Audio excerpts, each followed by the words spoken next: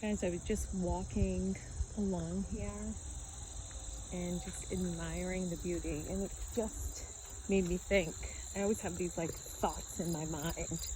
I always have, but I've had more just because of life events, and it just made me think about how important certain life events have come up this week and past weeks, and just, you know, thinking stuff, and how important it is to just be authentically yourself, right?